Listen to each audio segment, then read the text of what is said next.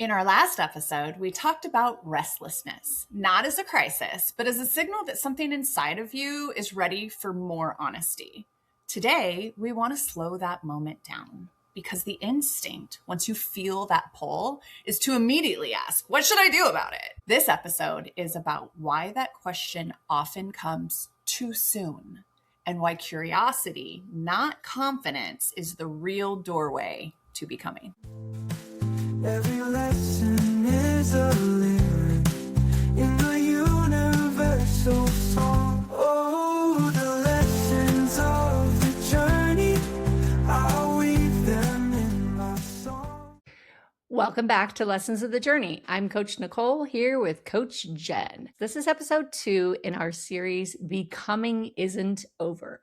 And this series is about what comes after survival mode, after burnout recovery, after you've done the work of stabilizing your nervous system. This series isn't about fixing what's broken. It's about listening to what wants to grow. Last time, we talked about how wanting more isn't a crisis. It's often a sign that your nervous system finally has enough capacity to ask deeper questions. Today, we're focusing on one of the most common ways people accidentally shut that process down. They assume they need confidence before they're allowed to explore. Except your brain is always capable of growth, learning, and change. This episode is called Curiosity Before Confidence, because if you wait until you feel certain, clear, or brave, you may never begin. Oh man, you're speaking to my teenage self. Let's talk about the confidence myth. Somewhere along the way, we learned that change is supposed to look confident. You're supposed to know what you want, have a plan, feel decisive. Especially in midlife, confidence becomes the price of admission. So when you feel curious but unsure, interested but hesitant, drawn towards something you can't yet explain, you assume you're not ready. But confidence is usually something we expect at the beginning, even though it's almost always something that develops at the end. Confidence is a result of experience, not a prerequisite for it. And from a nervous system perspective, waiting for confidence can actually keep you stuck because certainty demands pressure. Curiosity does not. And this isn't the only myth some of us fall back into. For a long time, science believed the brain was basically fixed after childhood, that by adulthood, the wiring was set and all we could do was protect what we had. And even though that idea has been completely overturned, you've heard us talk about it several times, many of us are still living like that old thing is true. But here's what we know. Your brain is pliable. That means it can change, it can adapt, rewire itself across your entire lifespan. This ability is called neuroplasticity. Every time you discover something new, challenge a habit, or step outside that comfort zone, your brain forms new connections. Not perfectly, not instantly, but meaningfully. So important. I want you guys to think of your brain like a garden. The paths you walk most often in your garden become well-worn. They're efficient, but they're not the only options. So when you try something new, you're actually stepping off the old path and walking somewhere different. At first, it might feel awkward. You might actually get snagged by a rose thorn. It's unfamiliar. But with attention and repetition, those new pathways strengthen. And the old ones don't have to run the show anymore. Neuroplasticity is your brain's way of always being in spring. Ooh. And that's most people's favorite. So this matters in midlife because so many women stop themselves before they start. And not because they lack the ability, but because they don't want to look inexperienced. But learning something new at this stage of life is not a step backward. It's a form of self-respect. Yeah, and let's talk about the nervous system and curious exploration. I want to talk about it gently without turning it into another thing to manage. Confidence often asks the nervous system to tolerate uncertainty all at once. It says, make a decision, commit, know where this is going. But for a system that spent years prioritizing stability, caretaking, and responsibility, it can feel threatening. This is the part people don't talk about enough. Change often feels uncomfortable before it feels rewarding. Not because you're doing it wrong, but because your brain prefers efficiency over novelty. Familiar patterns use less energy. New patterns actually require effort. So when something feels hard or clunky at first, it's not a sign to stop. It's a sign that learning is happening. And curiosity, that lowers the stakes. It invites exploration without commitment. It allows novelty without pressure. Neurologically, curiosity activates engagement and interest rather than threat and protection. That's why curiosity feels lighter, why it creates energy instead of draining it. It says, you don't have to know yet. You're just allowed to notice, to explore, to expand. And I would say this is about embracing that inner college age you that was so thirsty for learning new things and not so afraid. Oh my gosh. It's really interesting. I'm raising littles, and I know you already had this experience, but what stops the curiosity at a certain point in life? And then you go with status quo for so long. Then, like you said, high school, college, you're like, oh, wait, there's something to explore here. It's like the child, like, oh, am I doing it right? And who am I trying to please? No, it's okay. That's great. Ask this question. Ask that question. Failure is mandatory. I'm really trying to drill that into my kid's head. And even me unlearning the stick I have with the word failure. Failure when I was growing up was just this doom. So I'm trying to rephrase it for my kids going, no, you have to fail.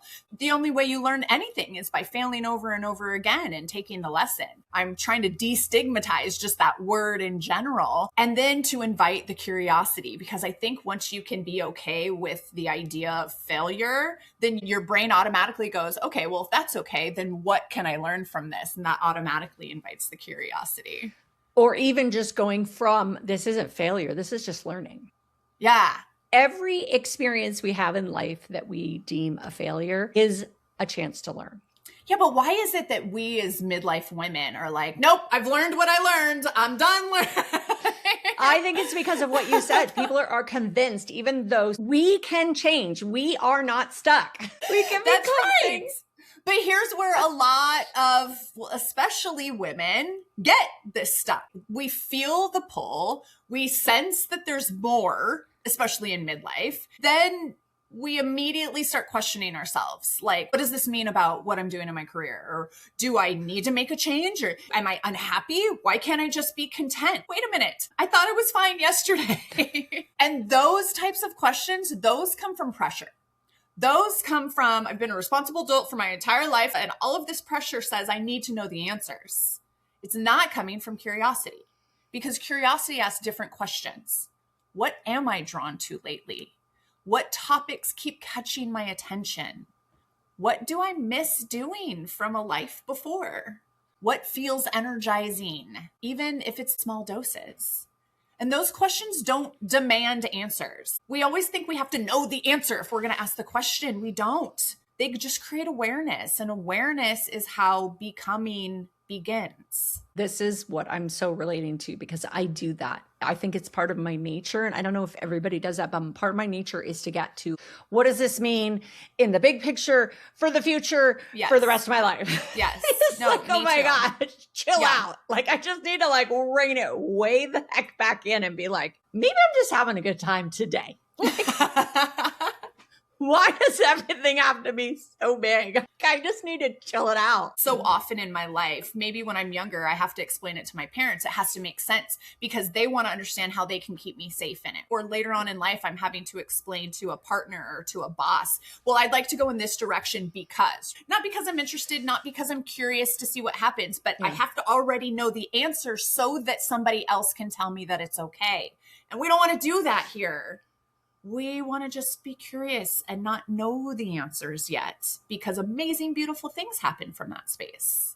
Yeah, that's interesting. I hadn't thought about it from that direction, is the powers that be that we've always been explaining ourselves to. Mm-hmm. Once you enter the workforce, Yeah. And you have a boss and you're like, okay, I've been explaining to my boss for so long. And now here I have this freedom, but I must have to explain it to myself, I guess is where the brain would go. And no, I don't have to explain it to anybody. I just go and have a good time and just enjoy what I'm doing. And maybe if something happens from it, it happens from it organically and naturally, which I think that's the part that we've lost. And maybe it is because of being in that scenario where you have a boss. That's a good point. It really is. I hadn't even thought about that. And it does help realizing curiosity is often a quieter feeling. It doesn't usually arrive as that big, clear calling. Now I'm going to blame that part on the spiritual. You're just waiting for your awakening. Yeah. And it doesn't look like an awakening. I'm just having fun for a day. Yeah. It shows up in those small moments of attention. You might notice that you're actually lingering a little longer on certain books, podcasts, or conversations, not because you should care about them, but because something in you is just naturally pulled in. Or you realize you feel most like yourself when you're mentoring someone, or when you're maybe creating something, or when you're learning something new, or even just being outside with no agenda. I know for me, when I'm learning something new, I feel lit up. But that is not the only experience in Nicole's life that lights me up. I get lit up when I'm dancing. I love to dance. Acknowledging these quiet things that are so fun. Curiosity can also show up as a pattern that you might be dismissing. The topic you keep coming back to, or the idea you revisit every few months. The kind of conversation that leaves you feeling more energized. Instead of taking that seriously, a lot of us brush it off. We tell ourselves, well, that's not practical, or that doesn't mean anything. Or maybe you say, oh, you can't make money doing that. I don't know about you all, but I think that way sometimes. But curiosity often speaks in repetition, not in urgency. And it might look like reading something just because it interests you, not because it's productive. Revisiting a creative interest you haven't touched in years. I love that idea. And not making it into a goal, not making it into a side hustle, or letting yourself follow a thought like, that sounds interesting, without immediately asking, but where is this going? Yes. You sparked so many things in me right there. This is everything that I work with people about. Why are we stuck? Because we made an agreement 30 years ago that we didn't even know we made. And somehow I agreed that I look silly when I dance, so I'm not going to do it anymore, even though it lights me up.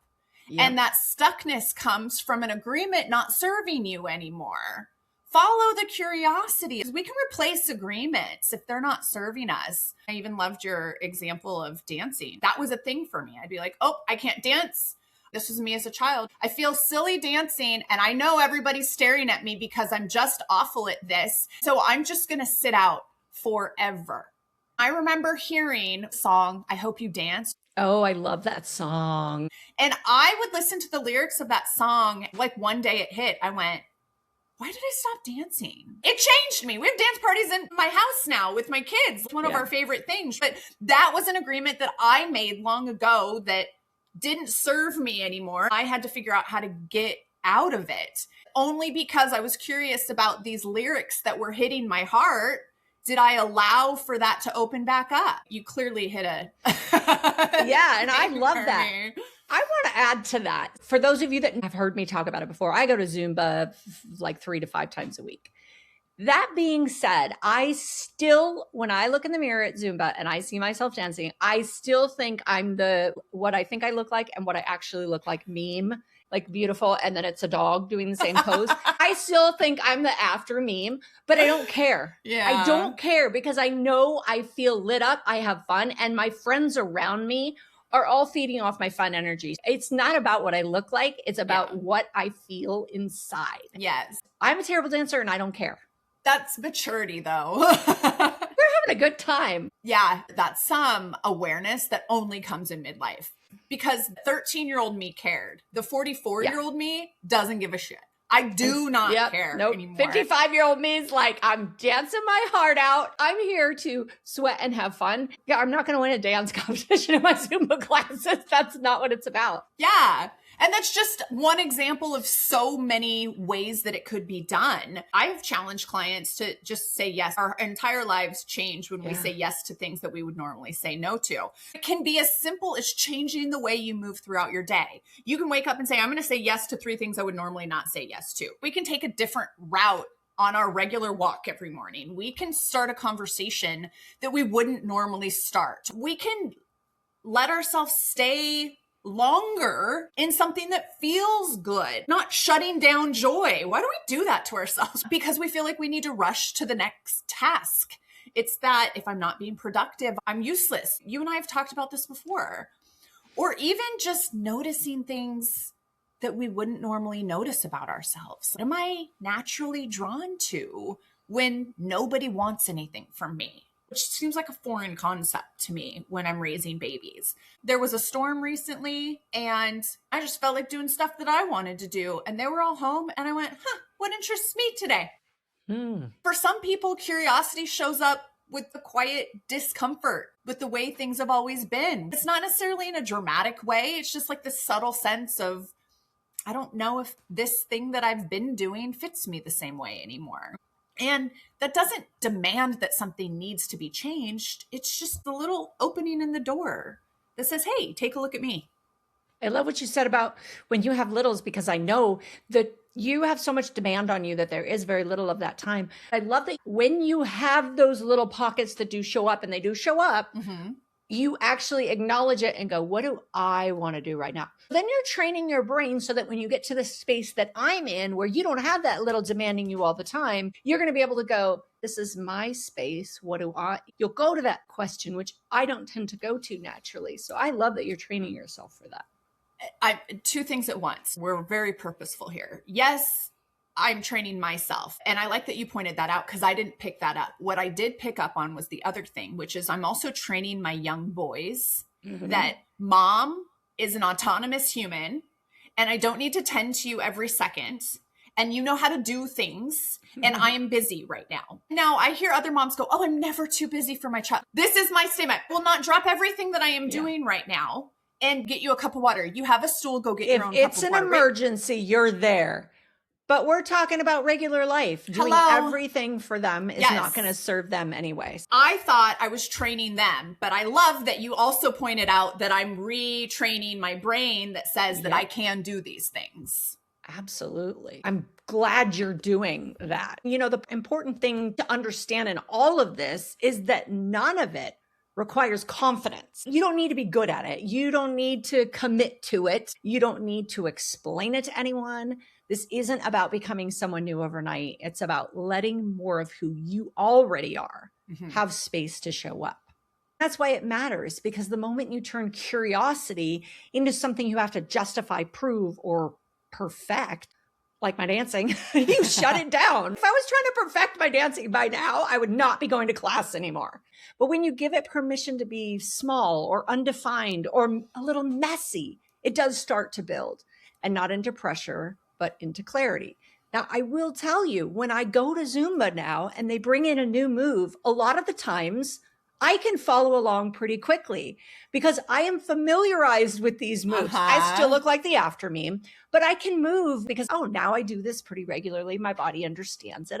And I probably look like I know what I'm doing. Maybe not doing execution, might need some doing work. It in your own way, Nicole. I'm doing the Nicole way, but I'm having fun. I love this. This was a life-changing thing for me when it finally became real. And I want to talk next about releasing the need to know. There's something about midlife that requires us to have all of the answers. And we really easily fall into that, especially I think if you're a partner or a mother.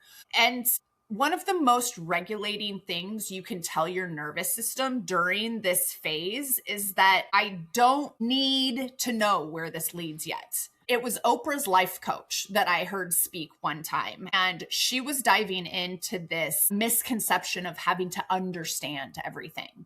And she was explaining that to understand something means completely fully, you're diving into the underbelly of the thing and you're ripping it apart and you're reconstructing it. We seem to think that we need to do this in our lives. We have to understand everything that comes up. She was pointing out, you don't.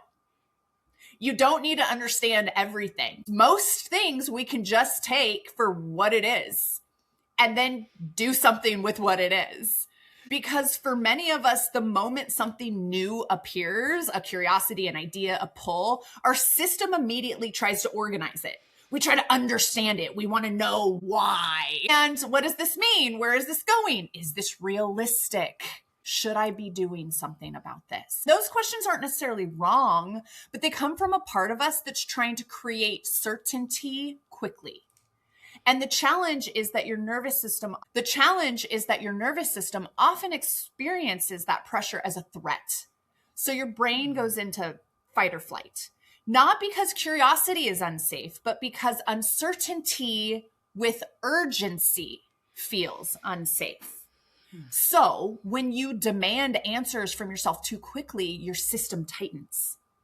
It either shuts the curiosity down or it rushes you into decisions that don't actually reflect what you truly want.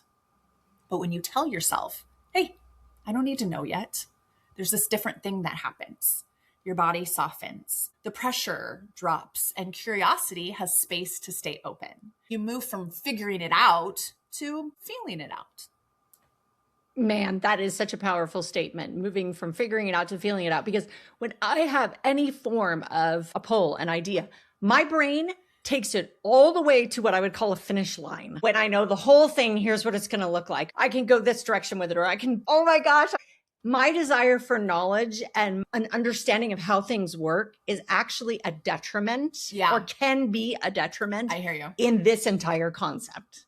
Yeah. I've taken the brain's need to know to another level in the fact that one of my value systems is wisdom and knowledge. And now we're going in a direction of no knowledge. Let the knowledge part go. Don't figure it out. It's almost like I have to rein back my brain. So feeling it out. Yeah. Feeling. Oh. We've said this before. We're not far off from caveman. When we were cavemen, we needed to know what threats were out there. And if we couldn't play the whole story through, you die. Our brains are still like cavemen, but we have come so far in our ability to understand safety and security. One of the folks that I follow, another one of my platforms is Thoughts Become Things, but Mike Dooley really talks about the cursed hows. We have to get rid of the idea that we can decide how something will happen and be open to the idea that it can be better than we could have possibly imagined. Yeah. Because if we decide how, then that really limits the ability of energy and other people and the contributions that would allow a thing, whatever it is, to fully open. When we've decided how, and then other beautiful things start happening, but we didn't have that in our brain, then we start shutting beautiful things down because we thought we knew how it was going to happen. It's the cursed hows. If we can be curious without anything after that, and it's tough.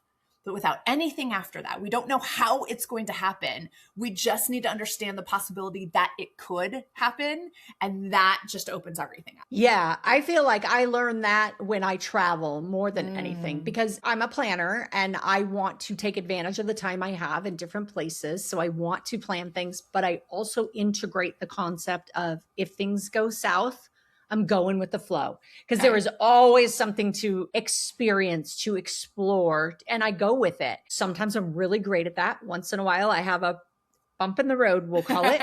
I love that. This has a lot to do with normalizing something that's really important, and that's not knowing is not a problem to fix. Yes. It's a capacity to build. That's so good. And research consistently shows that people who can tolerate uncertainty, who are willing to say, I don't know yet, tend to learn more deeply, adapt more quickly, and recover more easily when things don't go as planned. There is a term called psychological flexibility. This is my new goal, PF. Okay. And COVID really gave the science world great evidence on how someone's PF helped them adapt to the unpredictability of all the changes that many of us faced.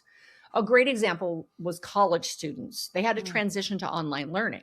Another term to be aware of is IU, or intolerance of uncertainty. So it's the opposite of PF, of psychological flexibility. We all know those people, the IUs. That person can't handle when anything goes wrong. But we probably don't admit when there shows up an us. It's easy to judge.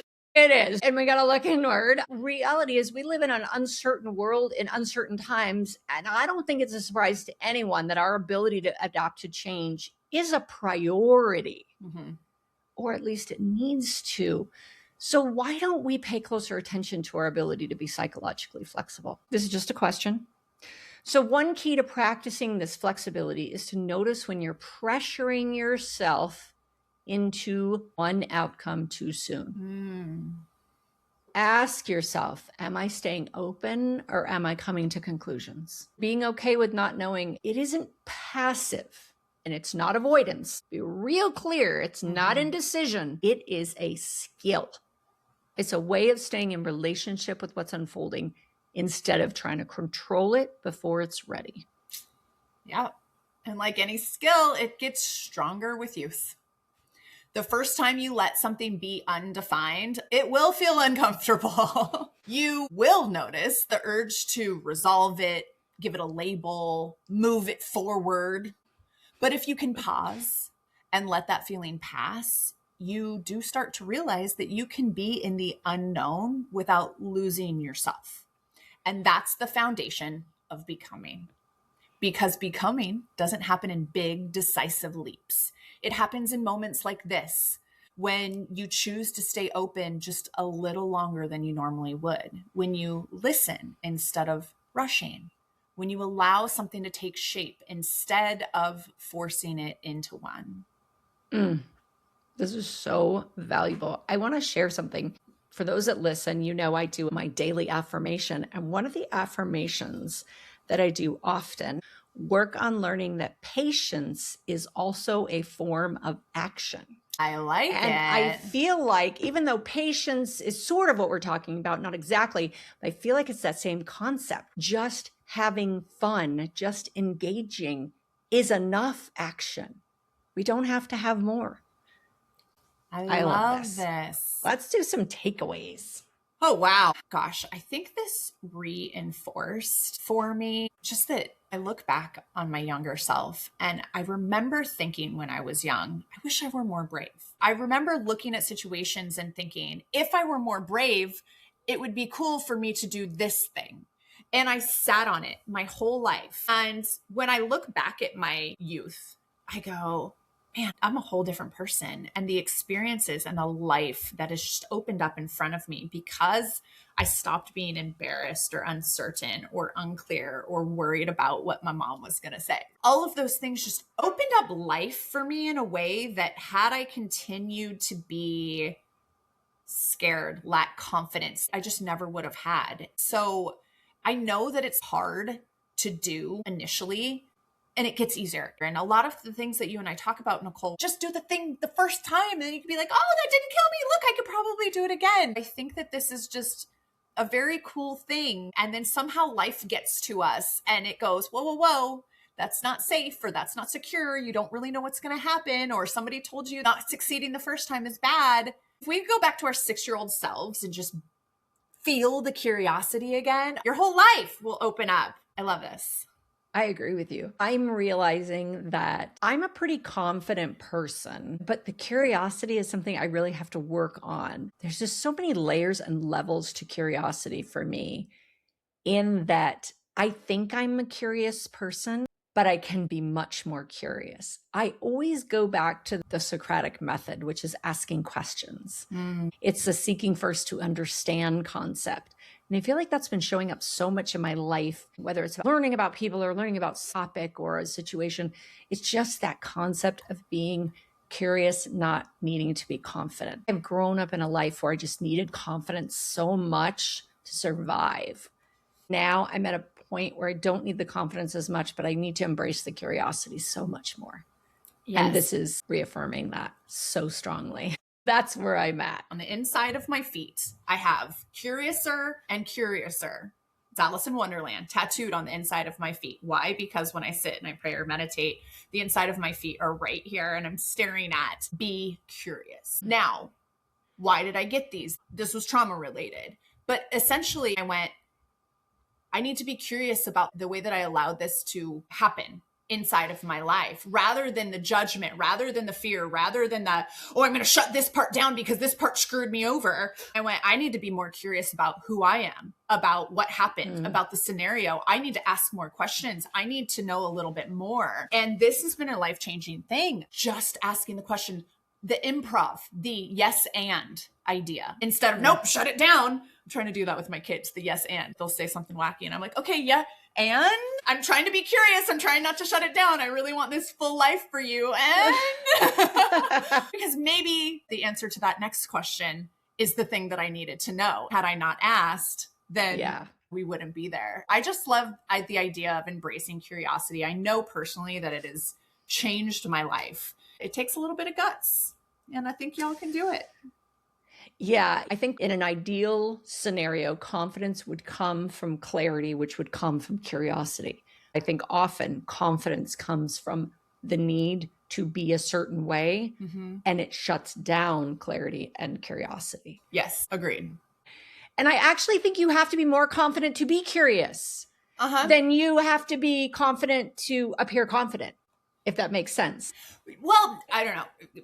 Go with me on this one. We think that, okay, a thing is happening in front of us. I'm going to go back in the history of all time for me, and I'm going to pluck out that thing that is similar to this thing so that I can find confidence from that. And the curiosity way is a little longer way around to that confidence. You just heard me say, had I not asked those questions, I wouldn't have gotten that answer that then allowed me to go back into my experience pot and go, oh, I can find confidence from that. So it turns out I do have the life experience, but if I wasn't curious enough about this thing in front of me, I wouldn't have recognized that I've already done something in my life that has given me the confidence to then approach this new thing. You said it in the beginning of this episode. Confidence comes from having done. For me, that's confidence from wisdom. Wisdom has to do with past experiences. Let me put it this way. Let's see if this clarifies it. Confidence from clarity that comes from curiosity. If your son had said something to you and you had said, okay, I'm confident here's the correct answer, and you had responded, you would have felt confident, but were you really as curious as you could have been to get to the level where the confidence of saying what you need to say would have felt so true for both you and him in your experience? You just prompted me. Now I have to ask 3 questions before I answer anything with my kids. I got to do it. I got to do that with the grandkids. I'm way too certain as a mom. I got some questions. The same way as a grandma. I know what I'm doing. I've been here 55 years, but the truth is I don't. No, none of us do. Whatever. That's awesome. I love that. What a great conversation. We'll report back on that one. Our listeners can incorporate that and let us know how it's going. All right, let's go into our question. You know what, Nicole, I usually monopolize going first. And so I would like to create a system where I'm sharing the question. So how about you go first today, Nicole? Do you want to know a secret? I like that you go first. Okay, I'm going. Now we know. See? Curiosity. I'd rather get over the answering part because I'm always like, what you going to ask? What am I going to answer? Okay, here's a fun one. Okay. What is one memory that you always want to carry with you? Oh my gosh, I have so many fabulous memories. The memories are just flying right now in my head. First of all, I create albums of all our vacations, and I have Little League albums. They make it so easy now. You can take your phone photos and make these albums. I literally think to myself every time I make one, I feel like if I ever get dementia, I'll have something will it all come back? I'll be like, oh yeah, remember that? It'd be like a new trip. But what memories? There are just so many good memories. I like to remember some of the just silly family memories I have. We went on vacation once to the Big Island, actually, and we just had so much fun. It was me, my husband, my 2 boys, my 2 dads, and we went to Akaka Falls. It was raining. We're all in shorts and tank tops, but we have towels because we don't know if we're going to go swimming. We're staying in a hotel and they had yellow and white towels. So we're like wearing yellow and white towels, and we take a group shot. And in the middle of the shot, somebody's got a raindrop on their head. You can't see. Technique-wise, it's probably the worst photo ever taken. But this photo and this memory of just that entire experience of being with all 6 of us, it just reminds me of all the vacations. That photo actually sits in my father's bathroom right now. I see it every time I'm there, but it just reminds me of that experience of what it was like. It's all just tied to how close we all were. But it's so funny because I edit my photos and try and make them look good. But this photo is, so aesthetically, it's like the worst photograph, but that's kind of the funny part about it, right? I just love it. So I would go with that. That just goes to show that the best things in life aren't curated. Absolutely. I love it. Okay, thank you for sharing.